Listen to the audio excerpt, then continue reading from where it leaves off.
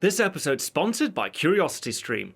Hello and welcome, history buffs. My name is Nick Hodges, and here is part 2 of my long-awaited double feature review. We're finishing things off with Elizabeth the Golden Age. In my last episode with the Virgin Queen, I said my biggest concern was the idea of some misinformed teachers showing these movies in a classroom to teach about Elizabethan history. But I was shocked to find out just how many of you confirmed that to be true when you were in school, which makes me realize just how important it is to put these movies in their place. If my videos encourage others to think twice about what they see on the screen and pick up a history book to check, then hopefully I will have done my job. Now in this episode, I'll be covering the real history this movie is based on, the Spanish Armada, King Philip of Spain's mighty fleet sent to invade Protestant England and overthrow its queen, Elizabeth I, and the only thing that stood in its way was the English Navy. But as before, I'll be also pointing out the movie's inaccuracies, time jumps, restructuring of historical characters, and outright lies. And if you thought the 1998 Elizabeth movie was bad, then brace yourselves for this one,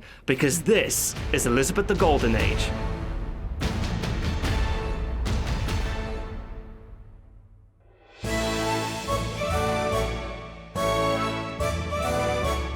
So the movie begins in 1585. Over 30 years have passed since the last one was set. In that time, England has found itself at the brink of war with the greatest empire on earth, Spain. Queen Elizabeth spent her entire reign trying to avoid all-out conflict as best she could, but her policies at home and abroad were finally catching up to her. To give you an idea of what led to this, I'm going to cover some of the key moments that provoked these two nations to war. For the first 10 years of her reign, the relationship between Elizabeth and King Philip of Spain was relatively peaceful, even though it was a little tense at the beginning when she rejected his marriage proposal. But what ultimately led to hostilities didn't take place in Europe, but in the New World, which, as far as the Spanish were concerned, was their domain. And they didn't take kindly to foreigners crossing into it for a piece of the action. English sailors such as John Hawkins and the famous Francis Drake, who trafficked in slaves from Africa to plantations in the Americas, with none of the money they made being taxed back to Spain. To the Spanish, they saw the English as pirates and would treat them as such. After being caught in a violent storm, a heavily damaged English fleet was forced to sail to the nearest port to repair and resupply, which happened to be San Juan de Ulua in Mexico. When they arrived in September 1568, they were attacked by the Spanish Navy after being promised safe harbor. In the battle that followed, only 2 of the English ships were able to escape, commanded by Francis Drake and John Hawkins, who forever shared a lifelong hatred of the Spanish. In November 1568, Elizabeth responded to this attack by seizing 5 Spanish bullion ships that were transporting gold to the Netherlands. The Netherlands at this time was part of the Spanish Empire, which also included Belgium, Luxembourg, and northeastern France. Another reason why Elizabeth may have seized those ships was because the gold on board was meant to pay the Spanish army who had been sent there to crush a Protestant rebellion that would become known as the Dutch Revolt. Like England before under Mary Tudor, Protestants in the Spanish Netherlands were being persecuted under heresy laws and were fighting for their independence. Now, whilst the English did sympathise with their fellow Protestants, they were mainly concerned with the Spanish army being so close to their southeastern coastline, and feared that the Netherlands could one day be used to launch an invasion of England. So this convinced Elizabeth to not only support the Protestant rebels, but also allow Dutch pirates to take refuge in English harbours, who were known as the Sea Beggars, which angered King Philip because as far as he was concerned, Elizabeth was interfering with Spanish affairs and helping to fan the flames of dissent. In 1571, hostilities only escalated further when Elizabeth's spies uncovered the Rodolphi plot, a conspiracy sanctioned by King Philip to assassinate the Virgin Queen and replace her with Mary Queen of Scots. Now, this could easily be seen as an act of war, but instead of responding with military force, Elizabeth used a different tactic to hit the Spanish where it hurt them the most, their coffers. So in 1572, Elizabeth provided John Hawkins and Francis Drake with a privateering license to raid Spanish treasure ships and ports throughout the New World, which was basically state-sponsored piracy. This was a cheap and indirect way of fighting the Spanish with very little risk and high reward, and the Spaniards were furious with how effective it was. It is not enough that English pirates attack and rob our ships, but we are to be made fools of in this court. These raids were having such a strain on the Spanish economy that King Philip sent a massive fleet to the Caribbean to hunt down Elizabeth's privateers. Patrolling their shores day and night, their large numbers were thought to be more than enough to discourage the English from trespassing any further. But they were wrong. In 1577, Elizabeth commissioned Francis Drake to launch an expedition where no Englishman had ever been before, to bypass the heavily guarded waters of the West Indies and sail around South America through the Straits of Magellan and into the Pacific. All along the west coast, Drake raided Spanish ports and towns until he had reached his target. Upon the ruins of the Inca Empire lay the richest silver mines in the world, and every year 220 tons of it were hauled by ship to the west coast of Panama, where it was then transported overland to the Caribbean. With the Pacific being completely unguarded, Drake was able to plunder 2 treasure galleons bursting with silver. Knowing that news of the raids would soon reach the Spanish, Drake knew he couldn't return to England the way he came without getting caught. So instead he sailed west, through the Pacific, and became the first Englishman to circumnavigate the globe. He arrived in Plymouth Harbour in September 1580 and received a hero's welcome. Elizabeth had snubbed the Spanish and received a 5,000% return on her investment. This spot of good news was sorely needed, because a few months before, in June, Philip had invaded Portugal with an army of 40,000 men after the Portuguese king died without leaving an heir. So Philip claimed the throne for himself, and by 1581, the 2 global empires of Portugal and Spain became one. But what was especially alarming to Elizabeth was that Philip also inherited Portugal's world-class navy, which posed a serious threat to England. Now, at the height of his power, Philip was a more dangerous foe than ever before. To keep Spain at bay, Elizabeth spent the next few years supplying the Dutch rebels. But the struggle soon took a drastic hit in 1584 when their leader, William of Orange, was assassinated. With him out of the picture, Spain became ever closer to sweeping over the Netherlands and ending the Dutch revolt. Out of options, Elizabeth was forced to send English troops in December 1585 to the Netherlands. She placed her old flame, Lord Robert Dudley, in command of the army, but gave him explicit instructions to not antagonize the enemy or engage them unless absolutely necessary. Dudley's orders were to employ a defensive strategy only, and Elizabeth hoped that the presence of English troops would be enough to deter the Spanish. But instead, Dudley ignored Elizabeth's commands when he made himself the Governor-General of the Netherlands. In Philip's eyes, this was an act of war, and the gloves were finally coming off. His army pressed on with the attack, giving no quarter to the English, and when it became clear that the Spanish were close to overwhelming the Netherlands, Elizabeth ordered Dudley and his army to return to England in December 1586. Now, although Elizabeth the Golden Age is set in 1585, we never see Robert Dudley's military campaign in the Netherlands, but I still thought it was worth mentioning it since it was one of the defining moments that led England and Spain to war. But if you had to trace all of these moments and disputes back to its source, it was simply because Spain refused to budge on allowing England access to the New World. And the origin behind this decision is covered in this interesting documentary called The Story of Europe, which talks about the impact of Europe on the world. And there's this one scene where they go over the Treaty of Tordesillas in 1494, when the Spanish and Portuguese monarchs divided the world for themselves by stretching a cord over a map. And with the Pope's blessing, they believed that it would be enough to settle the matter. The Treaty of Tordesillas is intended to establish a definitive peace between the two rivals. America, to the west of this randomly fixed line, is promised to the Spanish kings, while all the territory to the east, meaning Africa and Asia, goes to the Portuguese.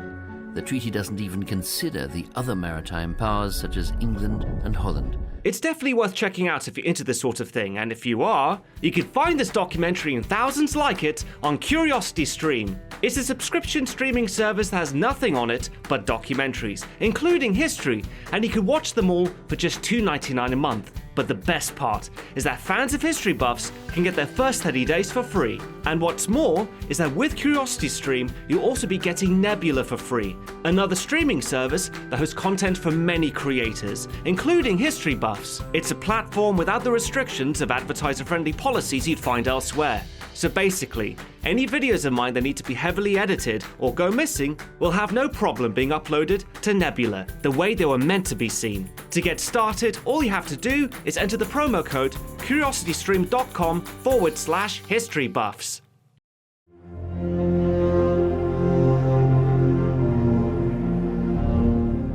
So at the start of the movie, we see King Philip of Spain attending church with his daughter, Princess Isabella, and he expresses his plan to invade England and overthrow its Protestant queen.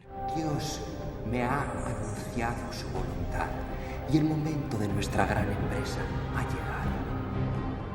Inglaterra está esclavizada por el demonio y nosotros tenemos que liberarla. Now, I will credit the movie for the way they portray Philip and his religious zeal. He truly believed that he was chosen by God to spread Catholicism throughout the world, and saw his upcoming war with England as a holy crusade to save the souls of Catholic Englishmen who had been driven underground by Elizabeth's regime. So, all of that stuff is great, but the same can't be said for Princess Isabella. For some reason, her character is portrayed as a child, but in 1585 she would have been around 18 or 19 years old, and I don't know why the filmmakers chose to do this. I'm guessing that they're trying to make King Philip look bad later in the movie for wanting to make a child the new Queen of England. Querida, ¿te gustaría ser reina de Inglaterra? But even if that was true, it's not exactly the weirdest thing to ever happen in history. I mean, for example, Ivan VI was crowned Emperor of Russia when he was just 2 months old. Even Elizabeth's brother, Edward VI, became King of England when he was 9 years old. So what exactly is your point, movie? Oh yeah, I forgot, these films have a habit of changing the ages of their historical characters. Like in the last one, where they made Kat Ashley as old as Elizabeth, when in real life, she should have been in her mid-50s. The woman wasn't her BFF, she was more of a mother figure to Elizabeth. Or just as unnecessary as when they changed to William Cecil's age by casting Richard Attenborough. I mean, don't get me wrong, I liked his performance, but the real man was only 13 years older than Elizabeth. So, did they really need to have his character played by Father Christmas? I really hate that man. So in the next scene, we see Elizabeth's advisors voicing their fears about the potential threat of a Catholic uprising. Now, this wasn't exactly something new to Elizabeth. She survived many plots in the past, and the previous pope had signed a papal bull that ordered all of England's Catholics to disobey her under the threat of excommunication. Now, they don't mention this in the movie, but the reason why these men are especially paranoid is after that pope died, the new one, Gregory XIII, changed one thing in his predecessor's papal bull, that Catholics were now allowed to obey Elizabeth for appearance's sake, just as long as they rose up when the time was right. Like if Elizabeth was suddenly assassinated, or the Spanish army was marching on London. This simple alteration now made it difficult for Her Majesty's government to know friend from foe. Majesty, we have proven reason to fear every Catholic in the land. Fear creates fear. I am not ignorant of the dangers, sir. But I will not punish my people for their beliefs. Because England was facing the very real threat of an upcoming Spanish invasion, I can imagine this conversation taking place, even if it had many times before. Next up, we are introduced to Mary Queen of Scots, and her character scenes are dumber than you might think. By 1585, Mary Stuart had been Elizabeth's prisoner for nearly 20 years, and the film shows us that she's currently locked up in Fotheringay Castle, which is wrong. In 1585, she would have been in Chartley Castle, and wasn't moved to Fotheringay until September 1586, but whatever. I'm willing to overlook small inaccuracies if the film is at least trying to be historically authentic, which is why I can't forgive this. Fotheringay Castle was located in Northamptonshire, England, not in a Scottish loch in the bloody Highlands. I mean, think about it, how dumb would you have to be to lock up a foreign queen in her own country? I swear the logic of this decision was like, how do we let the audience know that she's Scottish? I know, let's have her live in Scotland and speak with a Scottish accent. Our friends write to give us hope.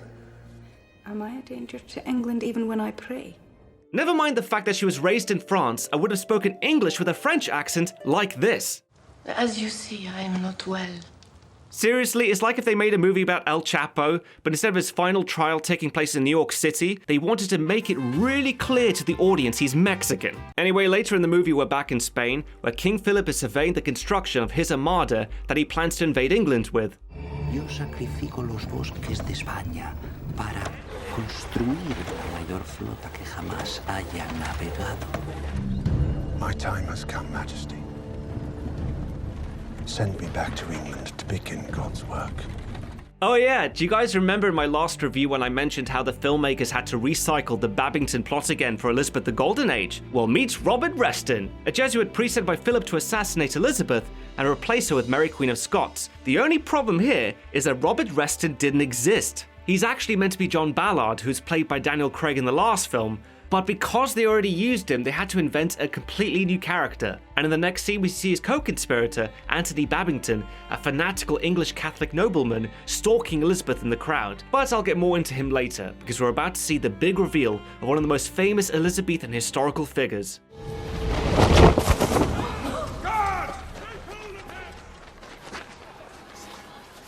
A puddle in the way.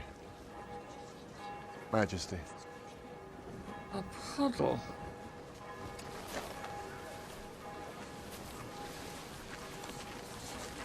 So this is Walter Raleigh, the famous English explorer and entrepreneur who quickly rose through the court and became one of the Queen's favourites. There are many colourful stories about the man, including this one where he supposedly lay his coat in a puddle before Elizabeth's feet. Another is when Raleigh's servant chucked a bucket of water over his head thinking that he was on fire when he was actually smoking his pipe. Tobacco was still fairly new to England, and Raleigh was one of the first men to popularise it. It's difficult to confirm which of these stories are true, but they're certainly wrapped up in the legend of the man. Having said that, it's unlikely that he first met Elizabeth by laying his coat over a puddle, and certainly not by 1585, as shown in the movie. Raleigh first became known to the Queen because of his military service in Ireland 5 years before.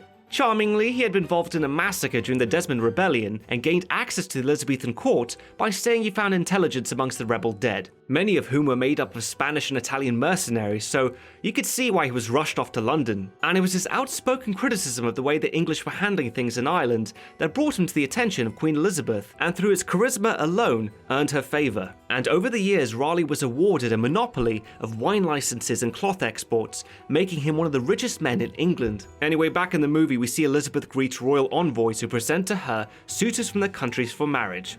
Very badly, I might add. King Eric of Sweden, Majesty. What again? Still madly in love with you. Still mad, you mean? And not to mention very dead. Eric of Sweden died 8 years before in 1577, so we're already off to a bad start. Ivan. Thank you. Tsar of all the Russias. Known as Ivan the Terrible, Majesty. Again, Ivan the Terrible was also dead by this point. Do you guys have anyone still alive? The Archduke Charles of Austria, Majesty. Finally, someone still breathing, but that doesn't make him a good suitor. Younger brother to Maximilian II, Holy Roman Emperor. Cousin of Philip of Spain. Wealthy. He's rather handsome. And already married to his niece, Maria Anna of Bavaria, as far back as 1571. Now, in all fairness, both Eric of Sweden and Charles of Austria were once potential suitors, but that was way back in the day. Truth is, by 1585, Elizabeth was in her 50s and had given up the idea of marriage. So after the envoys leave, we see Walter Raleigh make his big appearance before the court. And what we're about to see is based on real history, but the amount of liberties taken will make your head spin. Well, sir, what do you want? I am just returned from the New World, Majesty. I have claimed the fertile coast in your name and called it Virginia, in honor of our Virgin Queen. Virginia? And when I marry, will you change the name to Conjugia? I ask for your gracious permission, Majesty, to return to the New World with your royal warrant to found a colony under the laws and protections of England. He wants money. Okay, so there's a lot of things he said there which just aren't true. Although Walter Raleigh is remembered as a famous explorer, he never actually visited North America. He was forbidden by Elizabeth to sail himself because she liked his company so much. So instead, he was more of the money guy who stayed in England and bankrolled these expeditions for a share of the profits. One of them was indeed to look for a suitable place to start a colony, but not only did this happen back in 1584, he had already received a royal warrant by Elizabeth to do it. The thing is, you can't just go off and claim land in America for your queen without getting permission first, because you're likely to be arrested when you get back. This is the problem with having these characters meet for the first time in the movie, because the real Walter Raleigh spent years sweet-talking the Queen before he was granted the rights to start a colony. Who are they?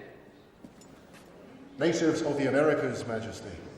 Now this part is true. Walter Raleigh's expedition in 1584 did return with 2 Native Americans. They were called Wanchese and Manteo, and they were picked up on a small island in North Carolina called Roanoke, which would be the future setting of the infamous Roanoke colony, which was the first permanent English settlement in America, whose inhabitants one day disappeared without a trace. It's a huge mystery, but in any case, Walter Raleigh used these 2 Native Americans to create publicity. Also, I'm not sure if he was specifically the one who introduced potatoes or tobacco to England, but I don't see any harm with the film showing that he did. Unlike the Spanish ambassador in this scene who takes personal offense with Raleigh's gifts, especially this one.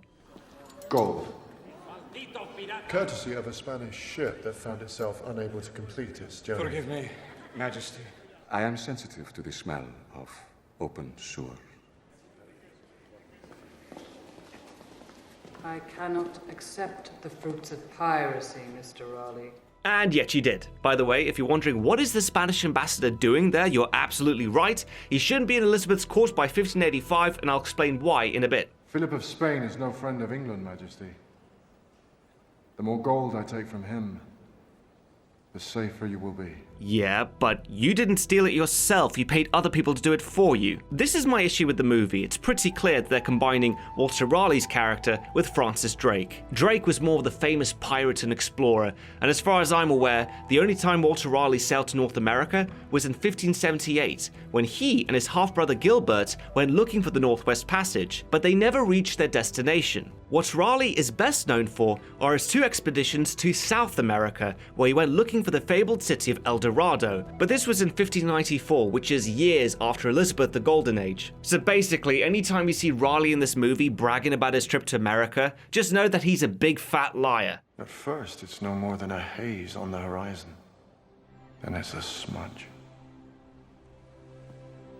A shadow on the far water. For a day. For another day. The stain slowly spreads along the horizon, taking form. Stop lying. So anyway, whilst the Queen is distracted by Raleigh's tall tales, we see her enemies closing in around her. The main group is led by John Ballard, I meant John Reston, and his co-conspirator Anthony Babington, who write letters to Mary Queen of Scots to inform her of their plans to rescue her and assassinate Elizabeth. Make sure she and only she reads this. We wait for her order. The order must be given clearly. Now, the correspondence between Babington and Mary Stuart didn't begin until 1586, a year after the movie is set, which isn't a huge inaccuracy, but the reason I mention is because they tie this plot to another plot that took place 3 years before and make it look like they're both the same one. I am, of course, talking about the Throckmorton plot of 1583. Its objectives was the same as the others, just another half-assed attempt to kill Elizabeth and place Mary Stuart on the throne. Difference this time is that it was led by Francis Throckmorton, the cousin of Elizabeth's lady-in-waiting Bess Throckmorton. In the movie, we see Francis lie to his cousin so he can use her connection with the Queen in order to kill her, and as far as I'm aware, that was what the plan originally was. But in real life, he didn't even get that far, because he was arrested very quickly by Francis Walsingham in November 1583, and under torture, he confessed that the plot was sanctioned by the Spanish. This is what led to Elizabeth expelling the Spanish ambassador from England, and there was never another during her reign. That's why I mentioned earlier how there's not supposed to be one in her court by 1585. In the movie, however, Francis reveals the existence of the Spanish Armada and Philip's plan to invade England, even though that didn't start to be formulated until a few years later. In any case, this is held up as the reason why Elizabeth throws out the Spanish ambassador in a fit of fury as he threatens England with war. You see a leaf fall, and you think you know which way the wind blows. Well, there is a wind coming, madam, that will sweep away your pride. I too can command the wind, sir! I have a hurricane in me that will strip Spain bare if you dare to try me! Okay, that's not bad, Elizabeth, but I think we need more energy. Can you try one more time, but more over the top? In place of a dark lord, you would have a queen! Not dark, but beautiful and terrible as the dawn! Treacherous as the sea! Much better. Anyway, shortly after Elizabeth's outburst, we see Francis Throckmorton executed for treason. However, the filmmakers decided to keep it PG-13 by using a method called a long drop, which didn't exist in Britain until 1872. In those days, for high treason, you would have been hung, drawn, and quartered, which is exactly what happened to Francis in 1584. After his death, we see his grieving cousin Bess being consoled by Walter Raleigh, who, with the worst timing possible, now decides to make a move. Where does this guy get his tips from? Wedding crashes? Grief is nature's most powerful aphrodisiac. Now, whilst it's true that Walter Raleigh and Bess Throckmorton had an affair, it wasn't right after her cousin's execution, but 6 years later, in 1590, and like we see in the film, their relationship was kept a secret, because Elizabeth's ladies-in-waiting were strictly off-limits without her consent, which she would never give because the Virgin Queen was an extremely jealous woman. Meanwhile, Mary Queen of Scots reads the last of the conspirators' letters and writes back with clear instructions to kill Elizabeth. Your queen commands you to set the gentleman to work. I think we have it. This gentleman, of course, is Anthony Babington, and later we see his character storm into St. Paul's Cathedral where Elizabeth is praying, takes aim with his pistol and fires. But to his shock, he finds out that his gun was never even loaded. Now, before you start asking yourself why that is, just know that it doesn't even matter in the end, because this entire scene is made up. The thing is, Anthony Babington and the plotters were arrested long before there was any real danger to Elizabeth, thanks to a brilliant spy master, Francis Walsingham. A few years earlier, after the Throckmorton plot, Walsingham was convinced that Mary Stuart had to have been involved. He just couldn't prove it though, and his job was made that much harder when Elizabeth cut off her lines of communication. So what he did instead was open up a new one by delivering secret letters from her supporters hidden in barrels of beer. Then he simply waited for Mary to incriminate herself, and he had all the proof he needed to arrest her. It's the trouble with intrigues, isn't it? There's so many secrets you can never quite be sure who's on whose side till the game ends. Walsingham knows every letter you've written.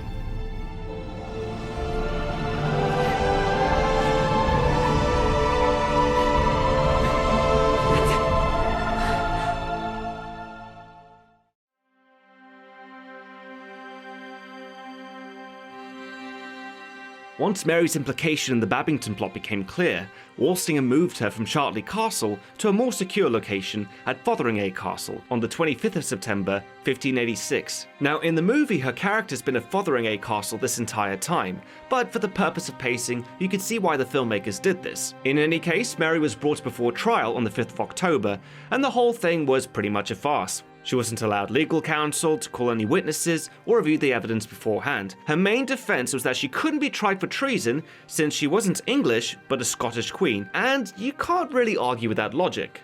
This defiance devastated Elizabeth because she hoped that if Mary admitted guilt and begged for mercy, then she could possibly spare her life, but that wasn't to be. Mary refused any wrongdoing and was convicted on the 25th of October and sentenced to death. And the movie does accurately show Elizabeth's reluctance to sign her death warrant, not because she felt guilty or anything, but because she was worried how the Catholics in England and Scotland would react, never mind the rest of Europe. Elizabeth also feared for her own sake because executing a queen might set a bad precedent, since monarchs are normally supposed to be above the law. The law is for common men, not for princes.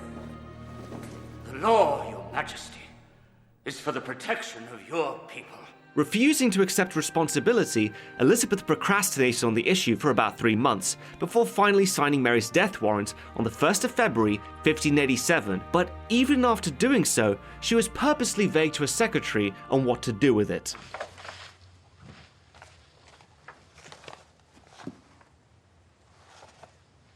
Wait! Do not give that to the council until I say. As for now, it is as if I never signed it. Do you understand? Not really. Think about it. If Elizabeth seriously changed her mind, then why didn't she ask for it back? It's far more likely she knew that warrant would find its way to her council, and they would make a decision for her. Why did Her Majesty ask a man of no great experience to bring this document to her for signature, and then... She chose him deliberately, my lords. She wants the woman dead, but she cannot bear to give the order. This was ever her way. Sideways, sideways, sideways. The Earl of Leicester is right. We must all put our hand to this order of execution. Now, of course, we don't see any of this in Elizabeth the Golden Age, but I thought it'd be worth to point out that Cate Blanchett's public displays of grief were much like the real Elizabeth's. It was just an act. And so, on the 8th of February, 1587, in Fotheringay Castle, Mary, Queen of Scots, approached the scaffold to await her execution. In credit to the movie, this scene is mostly accurate, but it's also very romanticized, and you'll see why in a bit. Mary was led to the block by her ladies, who disrobed her black gown, revealing a blood-red petticoat, the color of a Catholic martyr. Mary lay down on the block, and her executioner knelt beside her and asked forgiveness. And although we don't hear what Mary said because of the music, we could see her lips saying Mary's last words, "I forgive you with all my heart." But then the film decides to censor what happened next, as the music swells to a crescendo and the executioner lops off her head with one fell swoop. Unfortunately, this is how it actually happened. I shed my blood for the ancient Catholic religion.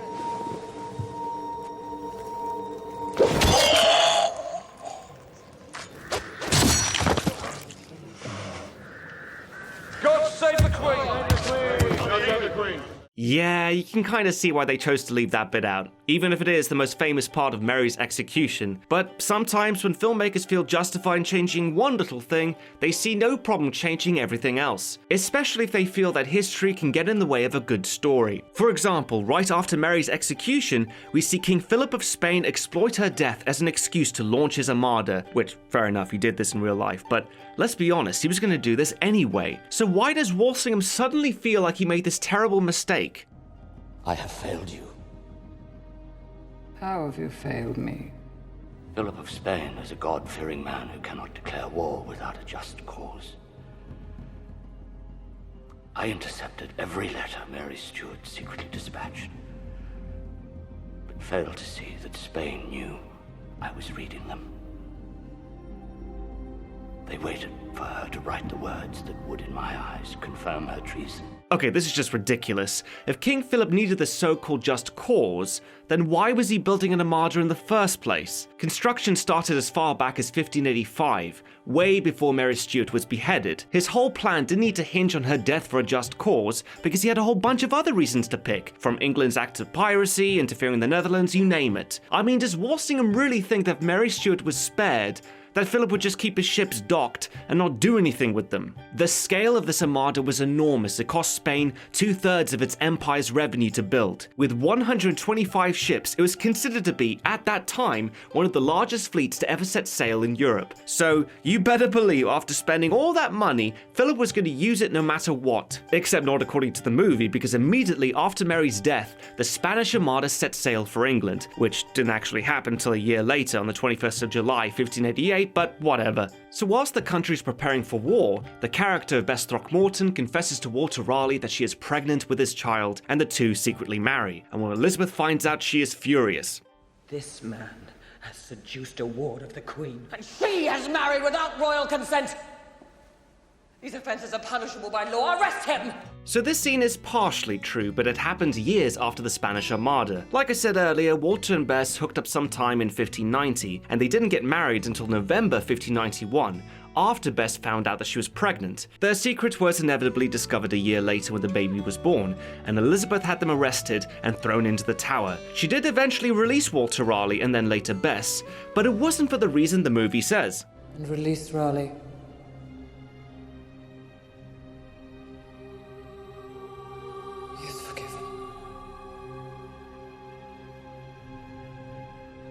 I too long to be forgiven.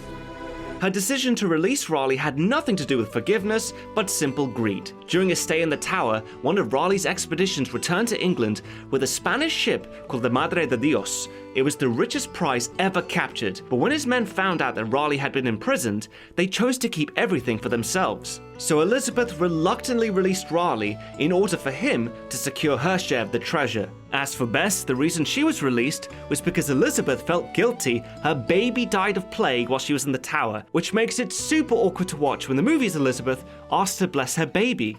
I'd like to give your son my blessing. I'd be honored. Anyway, we're close to the end of the movie, and quite frankly my patience, so let's just wrap things up with the Spanish Armada. Like we see in the film, the fleet was spotted off the coast of Cornwall on the 29th of July, 1588. Warning beacons were lit throughout England to spread the news the invasion was on its way. King Philip's plan was to send 125 ships up the English Channel to link up with an army of 27,000 men in Flanders and escort them in their barges to Kent and besiege London. And the only thing standing in their way was the English Navy. But the way this battle is portrayed is so woefully inaccurate that I dare say it is the worst part of the movie. For starters, Walter Raleigh wasn't on board any of the ships at sea. He was actually in command of one of the land forces and played no role in the actual fighting. But here he's presented as the central figurehead in defeating the Spanish when it was really Francis Drake. And it gets even worse when the film greatly exaggerates the English casualties. Another 4 ships lost. We must continue to engage and harass the enemy. We're outgunned, Drake. Decisively. We're losing too many ships. We must fall back and defend the coast. You honestly want to know how many ships the English actually lost? 0. Not a single one was lost in the entire battle. So this idea of the English being outgunned is laughably ridiculous. Yes, the Spanish outnumbered them and their ships were bigger, but they were designed in the medieval tradition of naval warfare that had become obsolete. They had high forecastles and aft castles to give their soldiers a raised platform to fire their guns from. The Spaniards' idea of fighting at sea was to close in on an enemy ship, fire off a single salvo with their cannons, pull it in with grappling hooks, and board them. And if your enemy's following the same rules you are, then it pays to have a bigger ship with more soldiers. Trouble is, the English weren't interested in playing that game anymore. They had built their ships to be sleeker and lower in the water, making them faster and more maneuverable. Their preferred way of fighting was to keep a safe distance and blast an enemy ship to pieces with cannon fire. And it was in that regard that the English really excelled, since their cannons were made from superior cast iron. This meant that the English cannons were more accurate, more powerful, and all made of roughly the same quality. It also didn't help the Spanish that they had land cannons on board. Their two-wheeled gun carriages made it incredibly awkward to reload in the cramped decks, whilst their crews desperately tried to match cannonballs meant for specific guns that had been tossed carelessly into piles. Meanwhile, the English didn't have such problems because they had smaller four-wheeled carriages that could easily slide in and out of the gun ports, and their ammunition fit all their weapons. This meant that the English could fire 5 times as quickly as the Spanish, if they even fired at all. So don't believe the movie for a second that the Spanish outgunned the English, because it's just crap. Anyway, following that scene, we get Elizabeth's famous speech to her soldiers in Tilbury. Now, the speech did happen, but what we see is another very romanticized version of it. I mean, for one thing, Elizabeth didn't wear a full suit of armor. Remember that this woman was in the mid-50s by this point and in poor health. The only thing she wore was a single breastplate over her dress, and that was it. Elizabeth wasn't going into battle, this was just to boost morale. But the biggest inaccuracy about this speech is this. We see the sails of the enemy approaching. We hear the Spanish guns over the water. Soon now, we will meet them, face to face. If you think you find her words moving or patriotic even, just know that this speech wasn't given until 10 days after the Spanish Armada was defeated, on the 18th of August, 1588. Now, there were rumors that Spanish army in the Netherlands still planned to invade by using their barges, but this is just Elizabethan propaganda, because following this speech, her army was quickly disbanded. But in any case, how exactly were the Spanish defeated? Well, in the movie we see them dropping anchor somewhere off the coast of England due to bad weather. In reality, the Armada had successfully sailed up the channel, despite being harassed by the English Navy the entire way. And by the 6th of August 1588, they anchored off the coast of Calais and were waiting for the Spanish army to get ready for the invasion. Desperately low in ammunition, the English decided to attack the following night by sending in 8 fire ships packed with gunpowder, pitch, and tar, straight at the heart of the Armada. In the film, the fire ships cause extensive damage, and the impression we get is that they sink the entire fleet. There's even a shot where Elizabeth watches it burn in the distance, which is complete rubbish. In real life, these fire ships didn't cause any damage whatsoever, but the threat was real enough that most of the Spaniards cut their anchors in panic and fled the scene. And so on Monday morning, the 8th of August, 1588, the English Navy launched an all-out assault on the scattered Spanish fleet. To inflict as much damage as possible, the English sailed as close as they could to their ships before firing.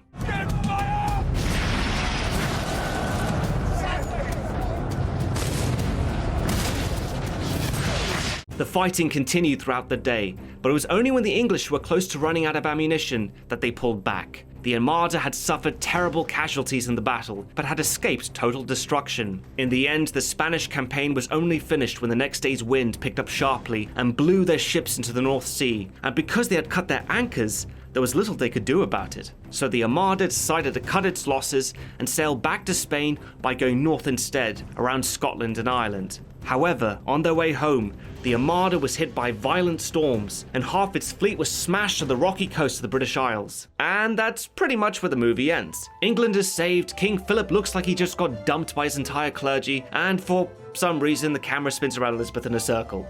I'm guessing the subtle imagery is meant to further romanticize the Virgin Queen, and to be honest with you, I'm pretty tired of it. Of course, Elizabeth is remembered as one of England's greatest monarchs, but she was still human at the end of the day. In these movies, she's propped up as an almost saint-like figure, I actually can't think of any flaws she has in this series apart from that one scene where she gets jealous and chucks Raleigh and Bess in the tower, but even then it's only briefly. Now Elizabeth was a great queen and did many great things, but she did have a dark side as well. What the film doesn't mention is that after the Armada's defeat, when the English Navy returned, its sailors were forcibly kept aboard ship for weeks. Elizabeth and her government's excuse was that it was just in case the Spanish returned, but it was really because the fleet had been hit by typhus and dysentery, and Elizabeth was too cheap to look after them.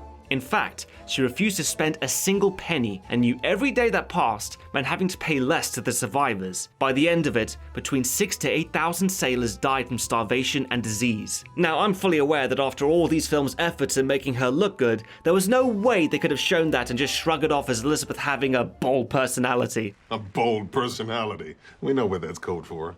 She's a bitch. But if they hadn't just obsessed over the legends of Elizabeth and focused more on the woman, her good qualities and bad, then these could have been interesting films. Elizabeth presented herself to the world as Gloriana, but like many great leaders, she wasn't infallible. She could be noble, she could be jealous, she could be kind, she could be cruel. The Virgin Queen and her reign was awash with contradictions, but in the end, that's what makes her such a fascinating historical figure. Anyway, that about wraps it up. My name is Nick Hodges, and thanks for watching History Buffs. And remember, if you like the show, help the channel grow. If you wish to support History Buffs, then you can now do so at Patreon. And as always, let me know in the comments section what you thought about Elizabeth the Golden Age. And of course, what historical movie should I review next? In the meantime, check out the History Buffs Twitter and Facebook pages for new updates. Until then, I'll see you next time.